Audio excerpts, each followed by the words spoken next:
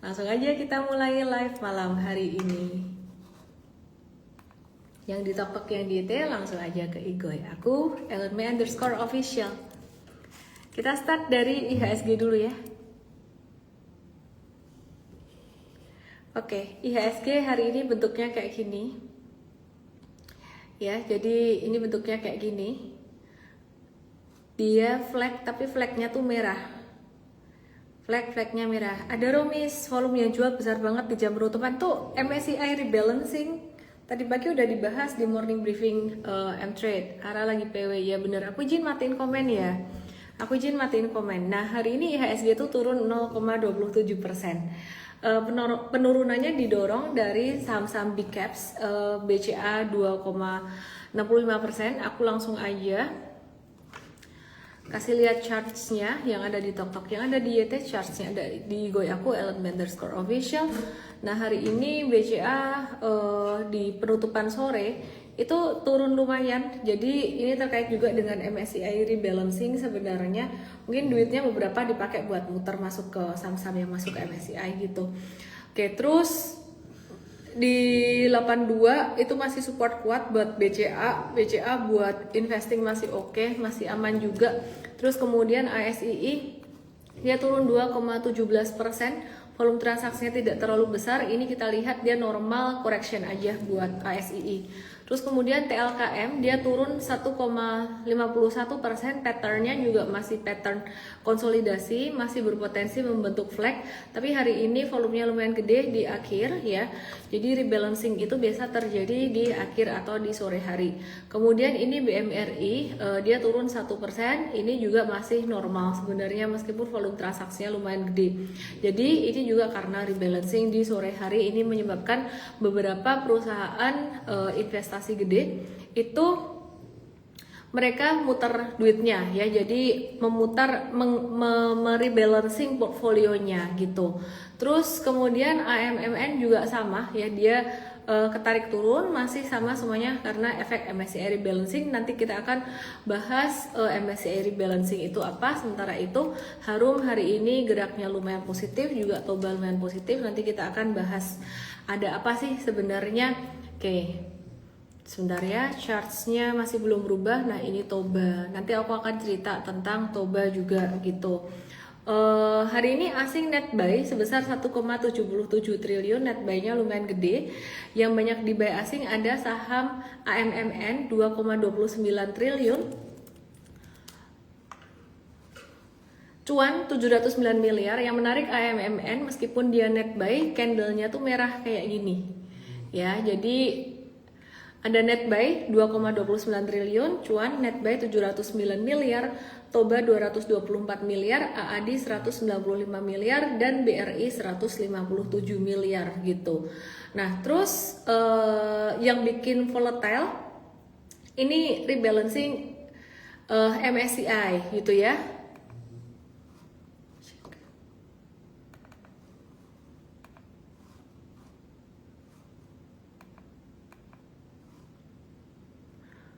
Yang kita udah bahas beberapa hari kemarin sebenarnya, saham-sahamnya apa aja yang masuk ke MSCI Global Standard Index. Ada saham DSSA dan juga saham cuan itu masuk ke Global Standard Index. Terus kemudian ada deletion saham ADRO atau Alamtri. Nah ini juga kemarin malam sebenarnya aku udah bahas juga ya. Nah jadi teman-teman kalau perhatiin ini DSSA hari ini sore ditutup naik, dan ini sudah sesuai dengan ekspektasi juga sebenarnya.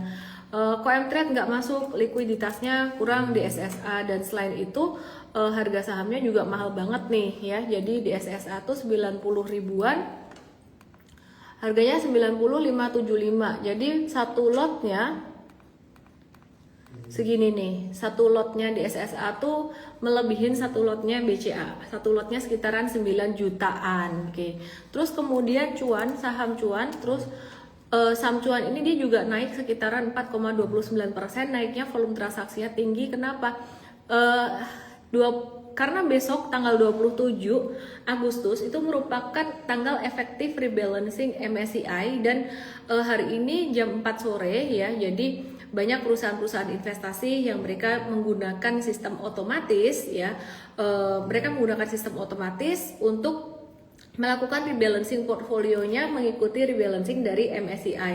Nah, jadi rebalancing atau perubahan saham-saham yang masuk ke MSCI dan FTSE ini berpengaruh ya. Jadi banyak diperhatikan oleh investor-investor gede juga gitu.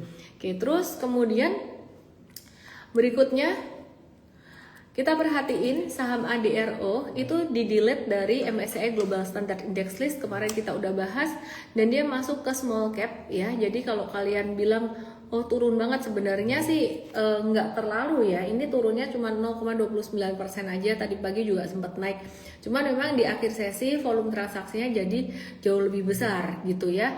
Nah jadi ADRO ini turun level dari standard index list MSCI jadi small cap index list. Nah, kita perhatiin juga beberapa saham yang ini saya udah sebut sebenarnya kemarin, tadi pagi juga lebih diperjelas di morning briefing M-Trade. AADI ini masuk ke MSCI small caps index list, dan di M-Trade udah ada untuk AADI ini buat jangka menengahnya ya. Jadi udah ada di M-Trade ini ya. Nah, terus hari ini naik dengan volume transaksi lumayan tinggi. Besok mungkin masih bisa melanjutkan penguatannya, jadi hold dulu aja. Kemudian KPIG atau KEPIK ini dari grup MNC yang masuk ke MSCI Small Cap Index List, hari ini juga naik. Jadi naiknya karena rebalancing MSCI, sebenarnya efektifnya besok kemungkinan masih akan bisa naik lagi. Oke, terus kemudian Petrosi, perhatikan di sini, ini Petrosi ini nggak terlalu signifikan ya, tapi volumenya ada sedikit kenaikan. Terus kemudian Ratu, jadi Petro udah naik duluan beberapa waktu yang lalu ya. Terus kemudian Ratu ini juga nggak terlalu signifikan, jadi yang signifikan AADI. Kenapa? AADI di sini juga kalau kita perhatiin sebenarnya secara fundamental dia juga menarik AADI ini ya. Terus kemudian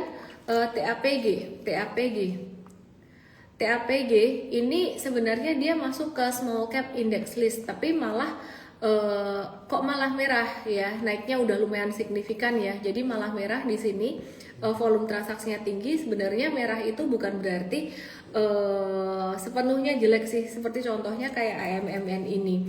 Nah, AMMN ini meskipun dia merah kayak gini, ternyata kalau kita lihat dia net buy. Kalau gitu what's next untuk trading ke depannya, kita wait and see dulu ya.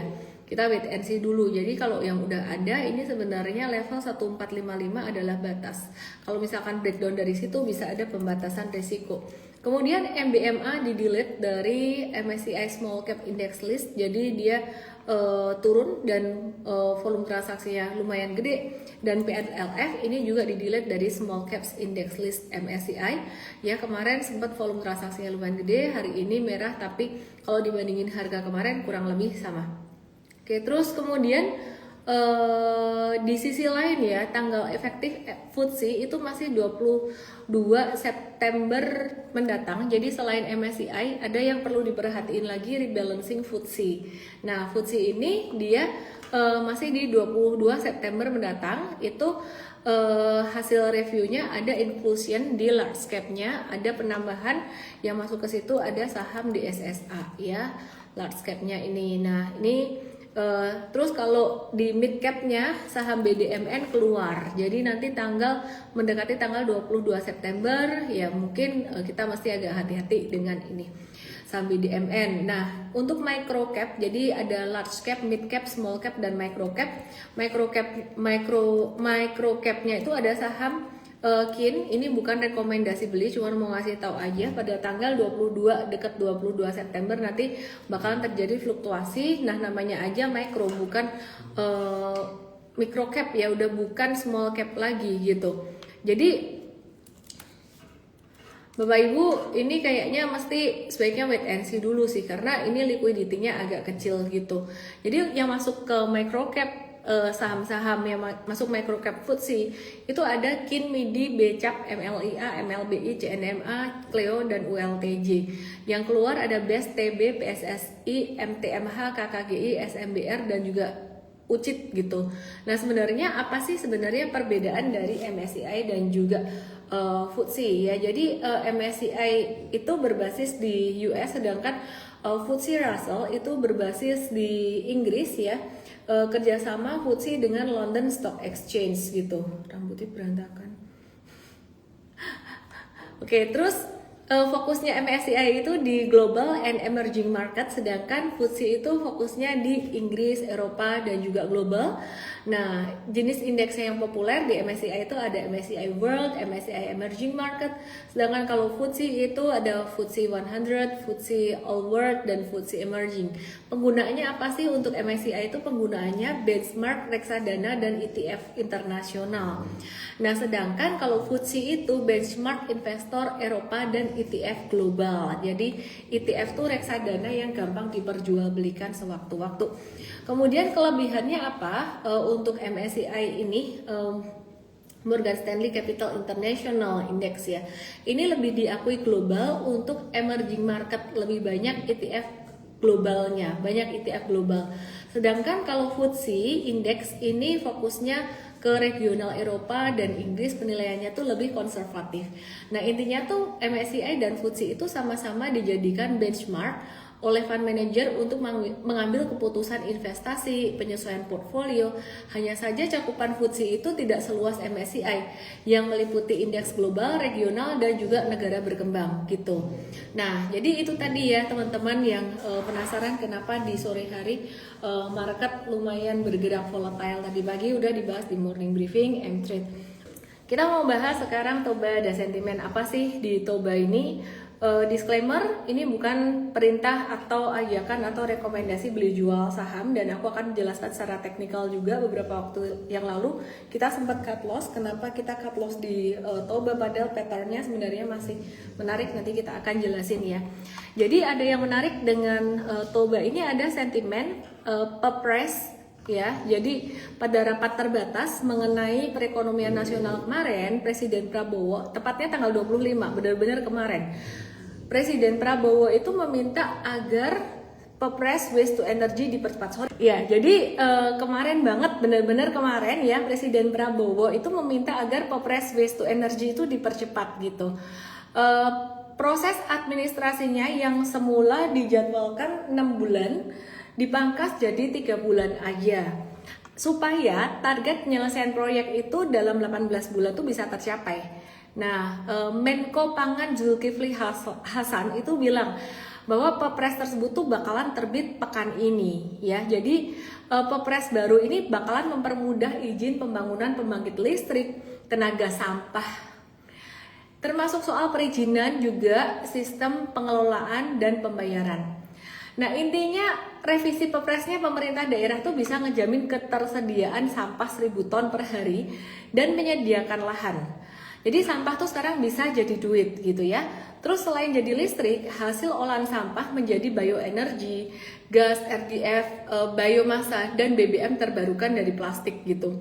Pembangunan PLT sampah itu butuh waktu 2,5 tahun, lebih ideal kalau dibangun langsung di tempat pembuangan sampah. Jadi ini sebenarnya merupakan satu revolusi ini satu perubahan yang sangat bagus sekali ya, satu perubahan inovasi yang sangat bagus sekali.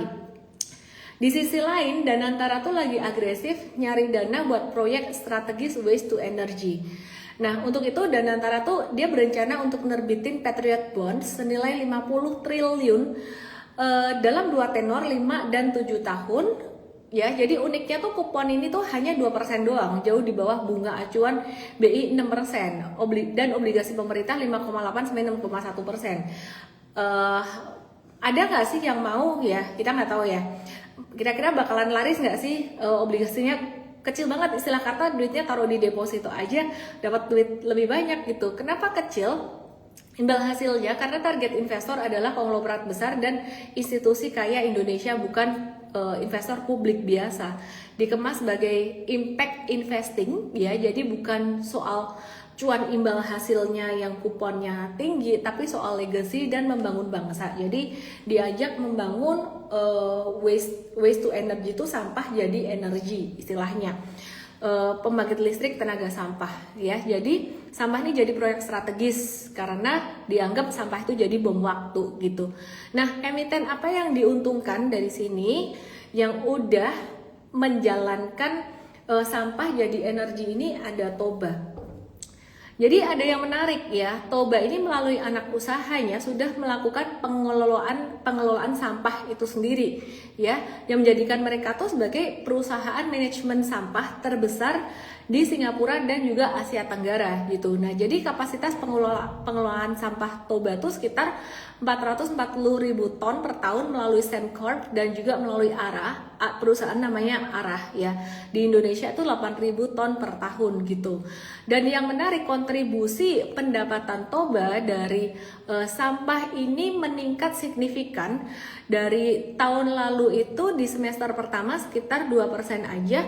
Terus di tahun ini kontribusi pendapatan dari sampah itu menjadi 34% ya. Jadi pertumbuhannya lumayan tinggi dari yang dulunya tuh pertambangan batu bara, sekarang jadi green energy. Nah, ini ada di konten di IG aku barusan tadi sore naik, tapi aku mau share juga di sini. Oke. Ya, aku mau share di sini ya.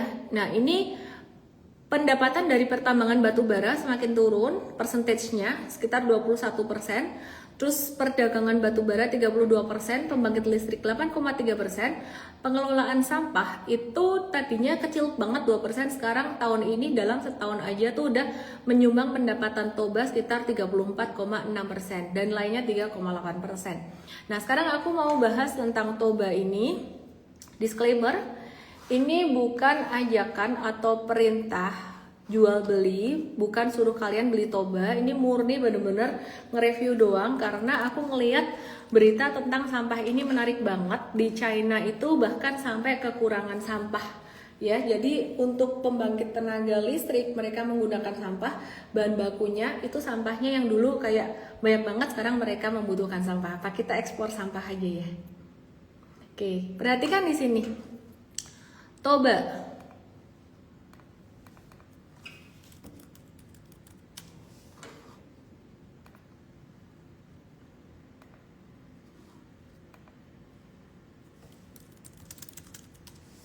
Oke. Perhatikan di sini, ini Toba.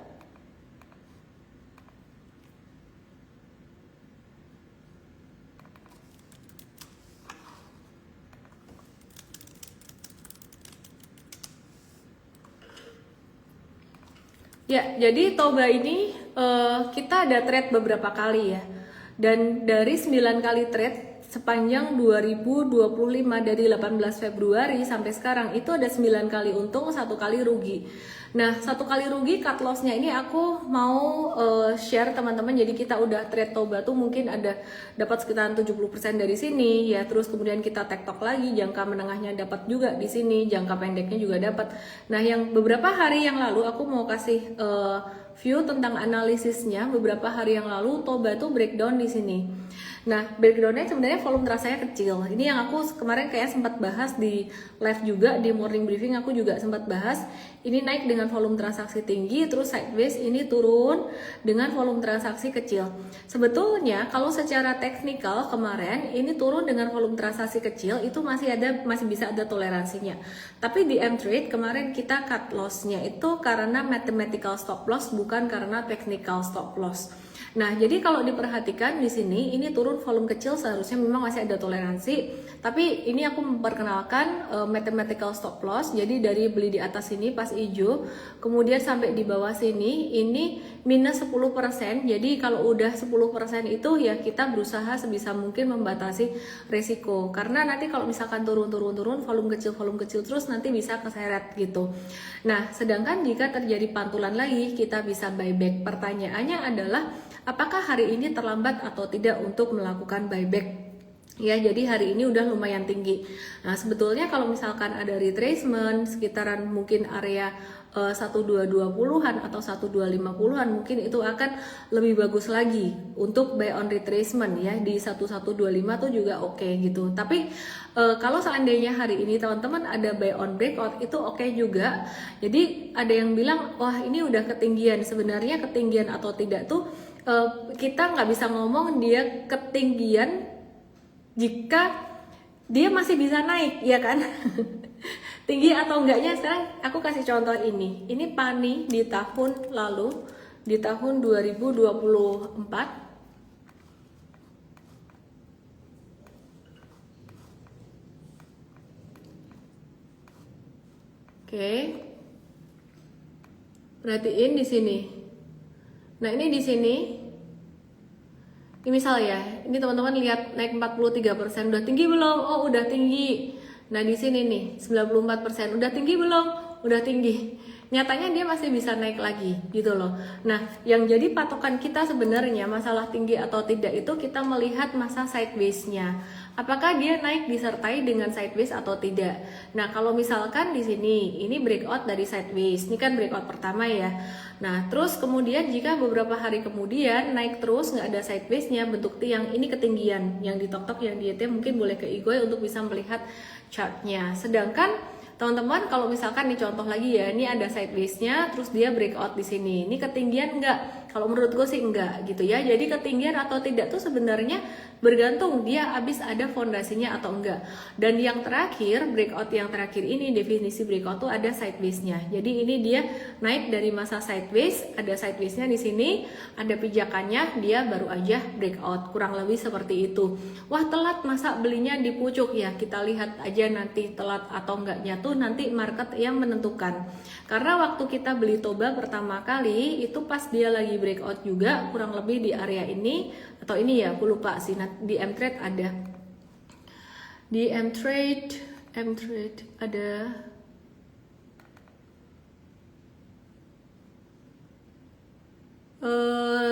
review by 4 Juni. 4 Juni di sini. Ya benar. Ya jadi teman-teman kalau perhatiin waktu itu 4 Juni tuh kita dapat di harga 492 tertingginya. 492 tuh di sini. Jadi dia udah breakout di sini 492 nih, aku kasih garis ya sekitaran ini. Telat nggak? Kalau dilihat secara daily ini udah naik 10%. Nah, jadi ketinggian nggak? Ya waktu itu kayak ketinggian tapi kenyataannya masih bisa naik. Tapi sekali lagi teman-teman mesti ada manajemen resiko ya. Aku nggak bilang dia bagus banget juga.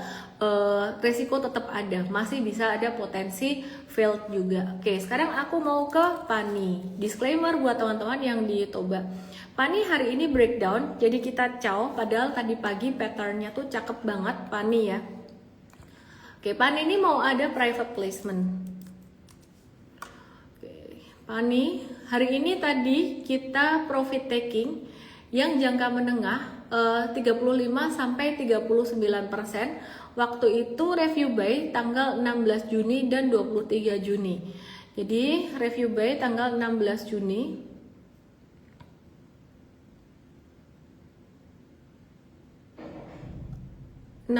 Itu di sini.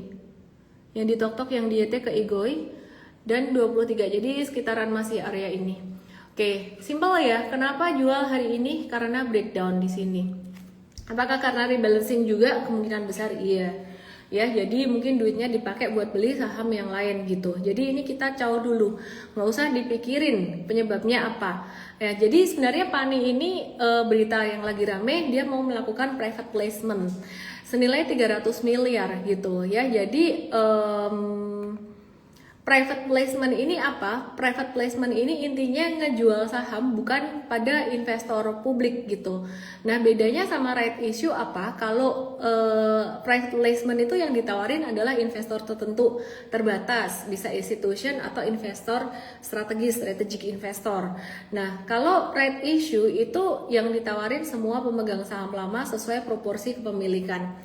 Terus tujuan utama dari private placement tuh biasanya buat nambah modal cepat ya. Jadi ada masuk investor strategis dapat modal cepat. Sedangkan tujuan utama right issue itu biasanya buat nambah modal dari pemegang saham lama, biasanya untuk ekspansi atau bayar utang. Intinya sama-sama buat dapetin duit sih. Tapi kalau private placement itu ya nambah modal cepat dari investor tertentu gitu. Nah, prosesnya kalau private placement ini lebih cepat, tidak melalui penawaran umum. Kalau right issue agak panjang, harus ada prospektus dan penawaran ke publik gitu. Nah, terus hak pemegang saham lama gimana? Itu bisa terdilusi. Jadi porsi kepemilikannya berkurang kalau nggak ikut serta. Terus kalau right issue gimana? Sama. Jadi right issue itu sebenarnya pemegang saham punya hak memesan saham baru sesuai dengan porsi kepemilikan, tapi kalau dia nggak nebus ya sama aja, jadi terdilusi. Tahu nggak sih terdilusi? Misalnya tadinya kamu punya 10 dari 100, itu kan berarti kepemilikanmu itu 10%. Kalau misalkan dia sahamnya nambah ya, jadi 200 istilah kata, kamu tetap punya 10, berarti 10 dari 200 itu berapa? 5% ya kan? Nah nanti impactnya kemana? Impactnya lebih ke pembagian dividen. Kalau misalkan ada pembagian dividen ya pastinya kalian dapat lebih sedikit karena jumlah saham beredar lebih banyak dan kalian nggak nambah jumlah sahamnya, kira-kira seperti itu. Nah impactnya apa right issue dan private placement ini? Biasanya kalau right issue itu tergantung tujuannya. Kalau misalkan dipakai buat bayar utang biasanya agak kurang, impactnya nggak kurang oke ke market ya, ke harga saham gitu ya, apalagi efek dilusi negatifnya gitu. Tapi kalau private placement sebenarnya ya ini tidak terlalu berdampak yang signifikan. Hari ini dia turun tuh kebetulan karena memang ada MSCI rebalancing aja gitu, yang mulai efektif besok gitu. Oke, jadi hari ini kita selesai, kita bungkus cuan pan nih. Jadi kapan kita mau masuk lagi nantilah kita lihat ya. Oke, kita mau bahas Harum sekarang. Tapi sebelumnya aku mau update tarif dagang dulu ya. Ya, jadi update tarif dagang ke China. Trump itu bilang kalau China nggak ngasih pasokan magnet tanah jarang ke Amerika, itu bisa kena tarif 200%. Wah, mulai lagi nih Trump. Magnet ini penting banget buat chip, HP, mobile phone, dan teknologi pertahanan. Nah, China ini menguasai 90% pasar dunia. Jadi ini bisa jadi senjata ekonomi Trump walaupun dia bilang belum bakal diterapin sekarang. Terus buat India, Trump itu mau ngegandain tarif impor dari India dari 25% jadi 50%. Gila banget Trump ini ya, jadi dia kayak mau nakutin seluruh dunia gitu loh. Ini sebenarnya satu bentuk bullying sih sebenarnya gitu. Ya, jadi tujuannya apa? Tujuannya buat neken India tuh supaya dia nggak beli minyak dari Rusia dan bikin Putin tuh kesulitan di Ukraina gitu. Jadi Trump ini benar-benar mau neken banget gitu, mau menangan gitu ya. Ya memang dia punya slogan to make America great again. Terus kemudian ke Korsel Amerika gimana? Presiden Korea Selatan tuh bakalan ketemu Trump buat ngebahas kerjasama perdagangan dan keamanan. Terus tarif resiprokalnya 15% buat Korsel masih belum final, jadi masih perlu dibahas.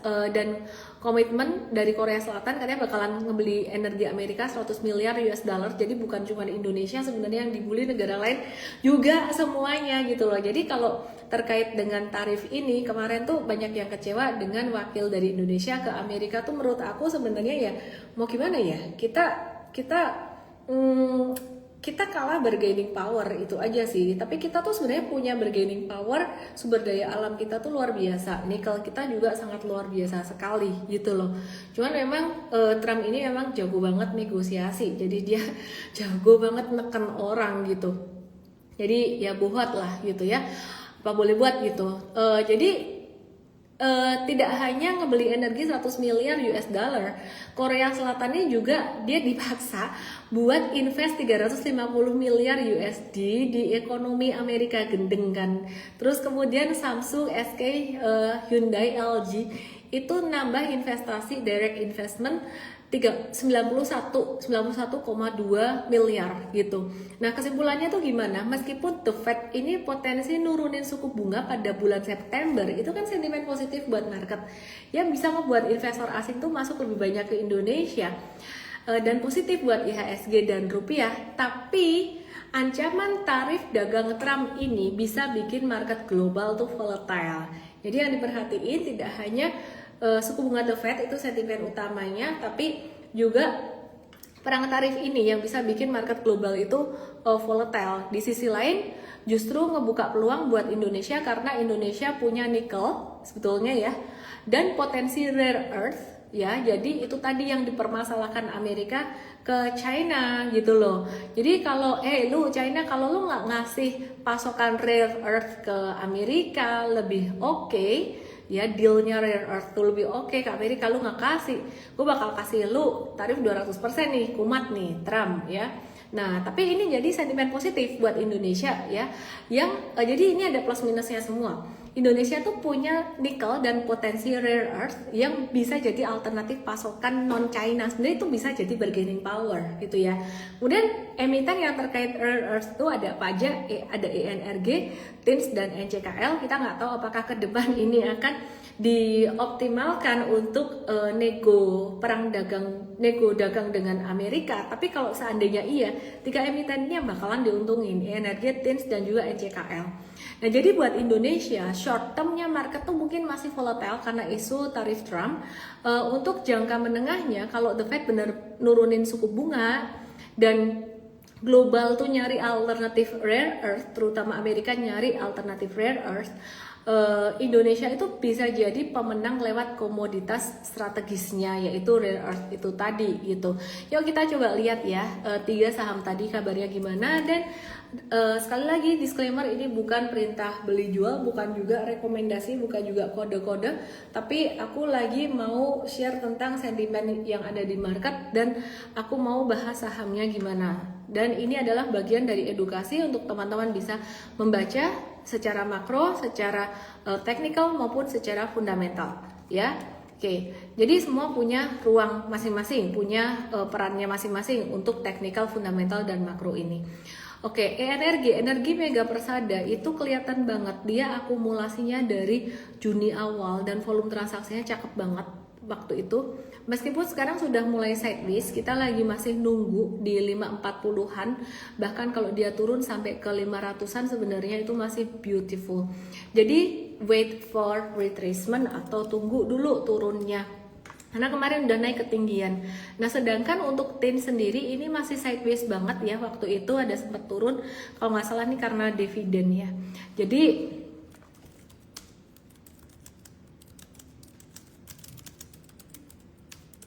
ya, jadi ini perhatiin, ini sideways banget ya. Ini wait and see dulu ya, supportnya sekitaran 990 kalau mau watch di area tersebut. Dan sentimen tadi itu nggak langsung terjadi dalam jangka pendek.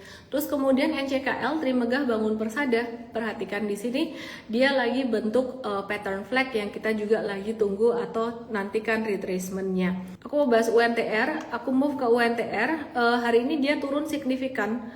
Update sedikit secara fundamental, penjualan alat berat merek Komatsu-nya itu turun 2,4% secara tahunan, naik 0,5% secara kebalik, turun 2,4% secara bulanan, naik 0,5% secara tahunan. Kalau aku sih kayak gini ngelihat secara teknikal aja dulu sih ya. Jadi teknikalnya dia lagi ketahan area support 24450, boleh sih kita watch di area ini, dan juga 24200. Kalau breakdown dari area itu, breakdown dari 24.000 stop loss. Oke, disclaimer teman-teman semuanya. Aku mau bahas Q&A. Miss, ada apa dengan AADI dan PTBA? Sudah aku bahas di awal banget. AADI itu dia masuk ke MSCI Small Cap kalau nggak salah tadi. Jadi ini diborong asing di sore hari. Ya udah dibahas di morning briefing tadi juga antisipasinya. Terus PTBA, cakep PTBA ya hari ini. Kalau mau buy tetap sih masih bisa tunggu sekitaran 2390 sampai 2430 tuh masih oke sih. Oke ya, jadi masih oke. Terus kemudian kita mau lihat beberapa saham dari sektor batubara. Yang lain gimana kabarnya? Ini juga hijau tadi, tapi patternnya masih bagusan AADI sama PTBA tadi sama-sama sideways-nya. Selain itu kita mau lihat ITMG, kabarnya gimana? ITMG masih sideways aja, potensial dividennya juga masih oke ke depan. Aku mau cek pertanyaan lagi, BBCA, BMRI, ASII, dan PANI gimana? Tadi PANI aku udah bahas, aku pengen bahas ASII. Aku pengen bahas ASII yang di TikTok yang dia langsung aja ke Igoy.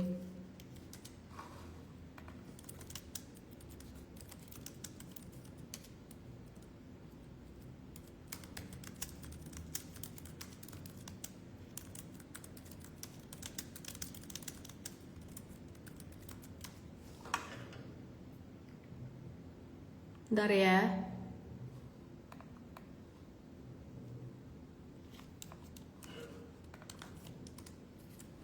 Oke, terus perhatikan di sini.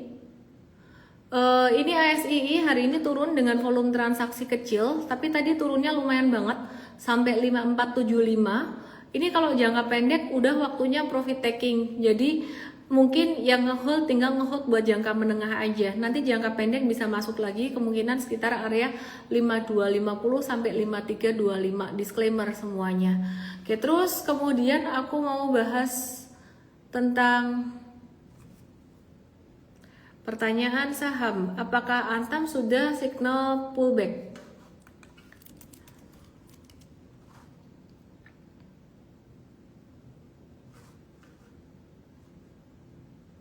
Ya, Antam udah signal pullback nggak? Kayaknya masih bisa turun dikit lagi deh, sampai 28 masih bisa, itu masih lumayan oke.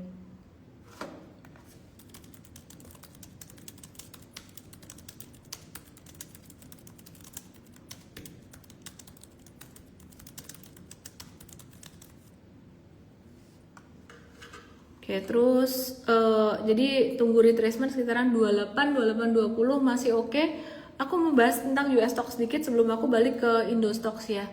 Ini kita di internal sih sebenarnya memperhatikan ada saham ini RSP ya. Ini RSP ini secara teknikal tuh menarik karena dia ada breakouts beberapa hari yang lalu. Jadi ini ETF sebenarnya yang dikelola oleh Invesco Capital buat nambah pengetahuan kalian ya sebelum aku balik ke Indo Stocks. Ini ETF tuh reksadana yang bisa dijual belikan. Dengan strategi investasinya tuh pasif menggunakan saham-saham di S&P 500 ya. Oke, terus aku mau bahas saham Indo lagi. Aku baca Q&A-nya. Cuan kenapa pas closing tiba-tiba naik? Apakah besok masih bisa naik? MSCI rebalancing say. Cuan, Adi masih sama semuanya MSCI rebalancing. Apakah besok masih bisa naik? Besok efektif rebalancingnya tanggal 27 Agustus. BCA, PGEO, ADMR, BRMS. BCA,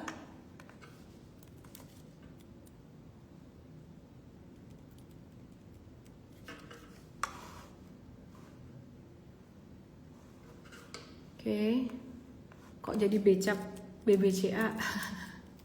BCA jadi becap, salah buka chart. Ini udah tak bahas loh tadi di awal. Turun tajam ini gara-gara hari ini sore hari banyak rebalancing jadi duit muter sih. Wait and see dulu deh teman-teman kalau mau trading, tapi kalau mau investing ini balik dapat valuasi agak-agak diskon lagi. Kemudian tadi ada yang nanya saham Toba udah tak bahas banyak banget tadi, PGO, ADMR, BRMS. PGO mantul bisa di watch nih, bisa di watch ya di retracementnya. ADMR-nya masih di 1010, udah breakdown merah tapi belum breakdown yang biru, kita watch lagi. BRMS hari ini tadi naik kenceng terus turun signifikan, jadi wait and see dulu yang baru mau masuk, fluktuasinya lumayan. Pertanyaan kalian kurang lebih sama, mirip-mirip semua, kenapa saham ini saham itu naik atau turun signifikan di akhir sesi itu karena rebalancing. Oke ya, rebalancing MSCI ya, sebenarnya efektifnya besok. Tapi sore hari ini tadi investor-investor gede mereka pakai sistemnya mereka, jadi auto tradingnya kena semua di jam 4 gitu. Oke, aku cek pertanyaan dari SMGA, Kak, mau nyicil 1 bulan ke depan gimana? SMGA, sumber mineral global abadi. Itu spekulatif sih, kalau dilihat patternnya, chartnya memang technically bagus, tapi liquidity-nya kayaknya agak kurang deh. Itu spekulatif sih. Terus film Kak tiba-tiba turun jam 4 loh. Iya, jam 4 tuh tadi rebalancing semua. Jadi duit-duit di banyak saham itu muter ke saham-saham yang masuk MSCI itu tadi. Even BCA aja kena gitu loh. Ini nggak usah dipikir film ya. Maksudnya nggak usah dipikir tuh, kalau aku sih nggak aku tradingin juga sih. IPCC lagi sideways. Aku mau jawab yang di tok-tok. Oh macam tuh saya nak kasih clue ambil Nvidia Chief mulai masih demi masih terbaik. Orang Malaysia ya. Halo. Aduh kursiku. BSDE ADRU udah aku bahas dari tadi. Autoci oke. BSDE mari kita bahas Nvidia untuk teman kita dari Malaysia. Oke. BSDE-nya masih uptrend, masih oke, masih uptrend, tinggal ngehold aja ya. Kalau mau beli tunggu retracement. Mari kita lihat Nvidia apa kabarnya. Kalau Nvidia aku milih wait and see dulu. Dia udah breakdown MA20 tanggal 19 Agustus kemarin, dan ketika dia naik pantulan di sini, ini sifatnya dia lagi sideways. Oke. Lagi sideways ya. Ya udah, kira-kira kayak gitu aja. Terima kasih buat semuanya yang udah nonton malam hari ini, dan buat kalian yang pengen belajar saham, belajar saham, trading saham, kripto tuh nggak ada yang semuanya 100% cuan. Tapi setidaknya, misal contoh kita trading Toba tahun 2025 ini 9 kali cuan, 1 kali stop loss, ya masih oke lah ya. Jadi teman-teman belajar di M-Trade Start, DM saya EMTRADESTART hari Sabtu 6 September 2025 jam 10 pagi. EMTRADESTART DM saya ya. Jadi mohon maaf tidak semua pertanyaan bisa terjawab. Semoga besok di morning briefing bisa terjawab makin banyak. BCA 8250 siapa yang jual? Gak usah dipikir siapa yang jual. Fundamental masih oke. Valuation juga masih agak-agak diskon dibandingin dengan 5 tahun rata-rata. Kalau technical lagi agak downtrend short termnya BCA. Oke, terima kasih semuanya. Salam profit. Bye-bye. Lebih lengkap di M-Trade ya. BTC aku tambahin BTC. Aku tambahin BTC deh. Tambahin BTC ya. Bitcoin ya. Bitcoin breakdown support gede. Merah ini dia breakdown banget. Dan potensial dia menguji ke support berikutnya sekitaran 105-300an. Nah aku nggak tahu kalian di Bitcoin ini mau short term atau long term. Kalau kalian mau long term sebenarnya nunggu di support yang agak di bawah gitu ya. Mungkin sekitar 105 atau 101an. Tapi kalau kalian short term aja itu support sekitaran 108an tuh bisa ya. Jadi nanti buka chart intraday untuk menerapkan ilmu super trader M-Trade. Miss BBTN please lala, nggak kelar-kelar ini aku bilang udah bye-bye masih ada terus. Siapa di antara kalian yang nggak nutup live-nya sebelum aku bubar? Pasti banyak nih, 2.300 orang. BBTN, nah ini beautiful BBTN-nya, ini naik lagi retrace normal mau beli 12.40. Disclaimer teman-teman semuanya. Harum lupa KC, oh iya lupa, thank you udah diingetin. Oke, Harum. Aku muridmu, Miss. Terima kasih. Harum. Aduh.